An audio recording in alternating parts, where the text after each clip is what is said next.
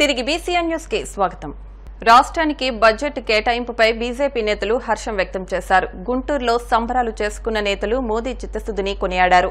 కేంద్ర ప్రభుత్వం రాష్ట్రంపై వరాల జల్లులు కురిపించిందని, దీంతో ఎన్నో ఏళ్లుగా కలగా మిగిలిన రాజధాని పోలవరం పనులు సాకారమవుతున్నాయని అన్నారు. రాజధాని అమరావతికి 15,000 కోట్లు కేటాయించడమే కాక పూర్తయ్యే వరకు సహాయ సహకారాలు అందిస్తామని కేంద్రం హామీ ఇవ్వడం హర్షణీయమన్నారు. రాష్ట్రంలో చంద్రబాబు నాయుడు గారు, పవన్ కళ్యాణ్ గారు, పురంధేశ్వరి గారి నాయకత్వంలో ఆంధ్రప్రదేశ్ అభివృద్ధి శరవేగంగా చెందుతుండటానికి నిన్న జరిగిన కేంద్ర బడ్జెట్లో 15,000 కోట్ల రూపాయలు శుభారంభంగా నిధులు కేటాయించడం, ఈ 15,000 కోట్ల రూపాయలు అయిపోయినామంటే మళ్ళీ కూడా ఎన్ని కావాలని నిధులు ఇస్తారని నిర్మలా సీతారామన్ గారు, కేంద్ర ప్రభుత్వంలోని నరేంద్ర మోడీ గారు తెలియజేసినందుకు మీ అందరం కూడా ధన్యవాదాలు తెలుపుకుంటున్నాం. ఏదైతే ఎకనామిక్ కారిడార్ ఉందో వాటిని కూడా మళ్ళీ పునఃప్రారంభించి సబ్సిడీస్ ఇచ్చి తద్వారా యువతకి ఉపాధి హామీ కల్పించడం, ఈ యొక్క ఆంధ్రప్రదేశ్ ప్రభుత్వం DPR ప్రకటించిన ఎమ్మెల్యే కూడా ప్రతి పైసా ఇచ్చింది. అలానే ఈ లోకల్ బాడీస్ ద్వారా ఏదైతే మున్సిపల్ కార్పొరేషన్స్కి రోడ్లు, విద్యుత్ లైన్స్కి కావాల్సిన నిధులు కూడా ఇస్తామని తెలియజేయడం, ఇంకా మరిన్ని నిధులు వస్తాయని కూడా తెలియజేస్తూ ఈ 15,000 కోట్ల రూపాయలు ఆరంభమే తప్పితే ఇక్కడితో ఆగదనేది కూడా మేము మరీ తెలియజేస్తాం. మోడీ గారి నాయకత్వంలో నడుస్తున్నటువంటి కేంద్ర ప్రభుత్వం చేసినటువంటి సాయానికి కృతజ్ఞతాభావంగా గుంటూరు జిల్లాలో ఇక్కడ కూటమి నాయకులందరూ కూడా కలిసి ఈ రోజున ధన్యవాద్ మోడీ అనే కార్యక్రమాన్ని ఈ పూట చేయడం జరిగింది. ఏదైతే పవన్ కళ్యాణ్ గారు రాజకీయాల్లోకి వచ్చిన తర్వాత నా ధ్యేయం రాష్ట్ర అభివృద్ధి అని చెప్పేసి, నా లక్ష్యం ఈ రాష్ట్రంలో ఉన్నటువంటి ప్రజల సుఖశాంతులు అని చెప్పేసి ఏ రకంగా అయితే చెప్పాడో, అంతే కష్టంగా కూటమిని ఏర్పాటు చేయడంలో కూడా ఎన్ని ఒడిదుడుకులు ఎదుర్కొన్నారో మీ అందరికి కూడా తెలుసు. ఆ రోజున మేము కష్టం అనుకున్నది ఈ రోజున కేంద్ర ప్రభుత్వం ఆంధ్ర రాష్ట్రానికి చేసిన ఈ యొక్క సహాయం ఏదైతే ఉందో, అభివృద్ధికి చేస్తున్నటువంటి సహాయానికి ఈ రోజున అవన్నీ కూడా మర్చిపోయి ఒక పెద్ద పండగలాగా మేము ఇవాళ భావిస్తున్నాం. అడుగంటినటువంటి అమరావతిని ఇవాళ కొన్ని వేల కోట్ల సహాయంతో కేంద్ర ప్రభుత్వం ఇవాళ మేమున్నాం, మీ వెనక అమరావతిని నిర్మిస్తాం, పోలవరాన్ని నిర్మిస్తాం, అట్లాగే ఆంధ్ర రాష్ట్రంలో ఉన్నటువంటి 8 ఉమ్మడి జిల్లాలకు ఇవాళ వెనుకబడిన జిల్లాలుగా గుర్తించి సహాయం అందిస్తున్నాయి. ప్రజలారా ఒక్కసారి మీరందరూ కూడా గమనించి రానున్నటువంటి రోజుల్లో కూడా జనసేన పార్టీని కానీ ఈ కూటమిని కూడా ఆశీర్వదించాలని ప్రతి ఒక్కరిని కోరుకుంటూ 15,000 కోట్ల రూపాయలు నరేంద్ర మోడీ గారు అమరావతి రాజధానికి కేటాయించడం, మనకిగా నిధుల కొరత లేదని చెప్పేసి ఎన్డీఏ కూటమి ఏదైతే మన ఎన్డీఏ కూటమిలో ఉన్నటువంటి పవన్ కళ్యాణ్ గారు కానీ, చంద్రబాబు నాయుడు గారు కానీ, నరేంద్ర మోడీ గారు కానీ అభివృద్ధి చేయడానికి ఆంధ్రప్రదేశ్కి కంకణం కట్టుకున్నారు. ఈ కూటమి ద్వారా ప్రతి ఒక్కరు కూడా ఏదైతే 161 సీట్లు ఇచ్చారో దానికి వాళ్ళ ముగ్గురు కూడా ఈ ఆంధ్రప్రదేశ్ అభివృద్ధికి కంకణం కట్టుకున్నారని చెప్పేసి ప్రజలందరూ కూడా వారికి ఒకసారి మోదీ గారికి ప్రత్యేక ధన్యవాదాలు మా తెలుగుదేశం పార్టీ తరఫున తెలియజేస్తూ ఉన్నాం. గుంటూరు జిల్లాలో వైసీపీకి మరో ఎదురుదెబ్బ తగిలింది. ఇటీవల మాజీ ఎమ్మెల్యే మద్దాళగిరి వైసీపీకి రాజీనామా చేయగా అదే బాటలో పొన్నూరు మాజీ ఎమ్మెల్యే కిలారు రోసయ్య కూడా నడిచారు. వైసీపీకి రాజీనామా చేస్తున్నట్టు ప్రకటించారు. వైసీపీలో కష్టపడిన వారికి గుర్తింపు ఉండడం లేదని, పార్టీ కొందరు వ్యక్తుల చేతుల్లోనే నడుస్తుందని ఆవేదన వ్యక్తం చేశారు. ఎన్నికల తర్వాత కూడా వారి ఇష్ట ప్రకారమే పార్టీ నడుస్తోందని ఆరోపించారు.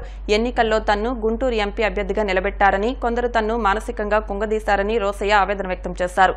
ఇలాంటి పరిస్థితుల్లో తాను వైసీపీలో ఎమ్మెల్యేనని, సీనియర్ నేత ఉమ్మారెడ్డికి సైతం పార్టీలో అన్యాయం జరిగిందని ఆరోపించారు. 2019 నుంచి 2024 వరకు కూడా వారు ఇచ్చిన అవకాశాన్ని నీతి నిజాయితీతో పనిచేసి పొన్నూరు నియోజకవర్గాన్ని అభివృద్ధి దిశగా పయనించాను. కానీ పార్టీలోని కొన్ని పెద్దలు వాళ్ళ అయిష్టాలతో పార్టీలో కృషి చేసిన వ్యక్తులకి సరైన మద్దతు ఇవ్వకపోగా ఈ గుంటూరు జిల్లాలోనే పొన్నూరు అభివృద్ధి చెందిన నియోజకవర్గంగా తీర్చిదిద్దిన నన్ను పొన్నూరు నుంచి తప్పించడం, తర్వాత పార్లమెంటుగా అభ్యర్థిగా మళ్ళీ పోటీ చేయించడం, ఆ పోటీ చేసిన తర్వాత ఈ పెద్దలు నన్ను మానసికంగా నన్ను వేధించడం నాకు చాలా బాధ వేసింది. అయినా కూడా ఏదైతే మా పెద్దలు డాక్టర్ ఉమ్మారెడ్డి వెంకటేశ్వర గారు ఉన్నారో వారి యొక్క శిక్షణతో మేము పనిచేస్తూ ఉన్నాం. అయినా కూడా ఎలక్షన్స్ అయిపోయిన తర్వాత కూడా ఇంకా పార్టీలోని ఈ పెద్దలు వాళ్ళ ఇష్టాలతోనే నడుస్తూ ఉన్నారు. పెద్దలు డాక్టర్ ఉమారెడ్డి వెంకటేశ్వర గారు ఈ రాష్ట్రంలో ప్రతి ఒక్కరు కూడా తెలిసిన వ్యక్తి. ఆయన యొక్క సుదీర్ఘ ప్రయాణం, ఆయన యొక్క అనుభవం ఈ పార్టీ కూడా ఎప్పుడు కూడా ఉపయోగించుకోవాలా. అయినా కూడా ఆయన నిబద్ధతతో పనిచేయటం మా అందరం కూడా అదే నిబద్ధతతో ఈరోజు కూడా పనిచేస్తూ ఉన్నాం. కానీ నిన్నటి రోజున ఏదైతే ఆయనకి లీడర్ ఆఫ్ అపోజిషన్ అనేది కనీసం ఆయన్ని సంప్రదించకుండా ఈ యొక్క పార్టీలో చాలామందిని మోసం చేసిన వ్యక్తి, చాలామంది ఓటమికి కారైన వ్యక్తికి ప్రమోషన్ మీద ప్రమోషన్లు ఇచ్చుకుంటూ రావటం వల్ల మాకందరు కూడా ఈ పార్టీలో కొనసాగడానికి మేము ఇక మనస్కరించట్లేదు. కాబట్టి నేను పార్టీ యొక్క సభ్యత్వానికి రాజీనామా తెలియజేస్తానని చెప్పి ఈ సందర్భంగా తెలియజేస్తా ఉన్నా. నాతో పాటు పార్లమెంట్ నియోజకవర్గంలోని ఎంపీటీసీలు కానీ, జెడ్పీటీసీలు కానీ, ఎంపీపీలు కానీ, పార్టీలో వివిధ హోదాలో ఉన్న వ్యక్తులందరూ కూడా ప్రతి ఒక్కరు కూడా పార్టీలో జరుగుతున్న అన్యాయం గత 5 సంవత్సరాల నుంచి కూడా అందరూ చూస్తూ ఉన్నారు. ఎప్పటికప్పుడు సర్దుకుంటూ ఉంటారు. ఎప్పటికప్పుడు ఏదో రోజు గుర్తింపు రాకపోదా అని ఎదురు చూస్తున్న పార్టీ కేడర్ అందరూ కూడా ఈరోజు కూడా వాళ్ళకి చాలా బాధాకరమైన సంఘటనలు ఎన్నో చూసినా కూడా ఈరోజు వాళ్ళందరూ కూడా మీతో పాటు మేము కూడా ఉంటామని చెప్పడం. సో రాబోయే రోజుల్లో మా ఒక ప్రణాళిక అందరూ కూడా కలిసికట్టుగా తీసుకొని రాబోయే రోజుల్లో మా ప్రయాణం ఏ విధంగా ఉంటుందో మరొకసారి మీ ముందుకు వస్తామని చెప్పి తెలియజేసుకుంటూ, తిరుమల శ్రీవారిని తెలంగాణ రాష్ట్ర గవర్నర్ సిపి రాధాకృష్ణన్ దర్శించుకున్నారు. తోమాల అర్చన సేవలో ఆయన పాల్గొన్నారు.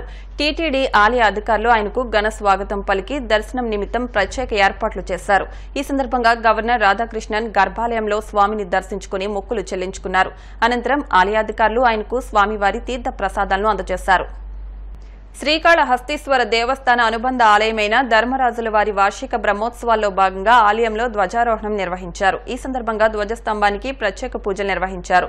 ధర్మరాజుల వారి వార్షిక బ్రహ్మోత్సవాల్లో భాగంగా ధర్మరాజు, ద్రౌపదీదేవి, శ్రీకృష్ణుడి ఉత్సవ విగ్రహాలను వివిధ రకాల పూలతో సుందరంగా అలంకరించారు.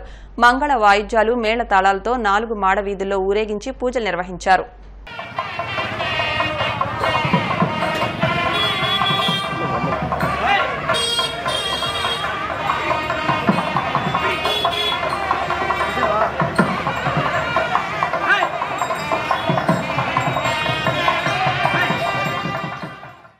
వార్తలు ముగించే ముందు ముఖ్యాంశాలు మరొకసారి.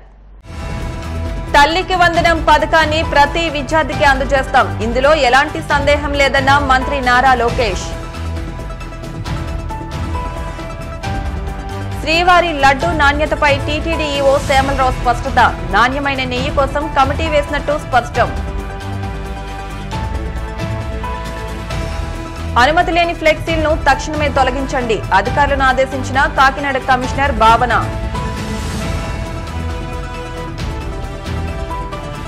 కేంద్ర బడ్జెట్లో ఏపీకి అన్యాయం జరిగిందన్న సిపిఎం నాయకులు. నెల్లూరు నగరంలో చేపట్టిన నిరసన ర్యాలీ.